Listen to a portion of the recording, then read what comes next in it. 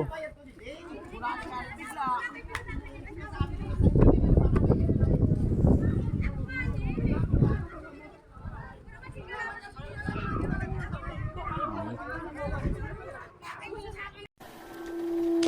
Ito na yung last part mga boss kung saan naganap yung pangyayari na hindi pinaasahan. Mandi-deliver lang sana ako niya ng parcel tayo rin na Gin Toledo mga boss. Kaso meron madamo kan dyan sa may kalsada. Kaya nakuhanan ko sila ng camera. Sa unang video mga boss, cellphone lang ginamit ko dun.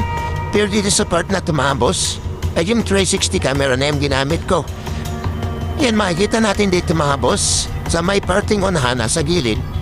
Nandito yung duguan, yung nakapula na damit. Ayun, nasa gilid siya mga boss. Makikita niyo sa video na to na pinapasaya na siya dun sa may motor para dali na sa hospital. Kasi maraming talagang dugo na wala dyan mga boss. Nakabangay. Basag yung niya, yung noo niya. Kasi binato siya ng bote ng Ridders.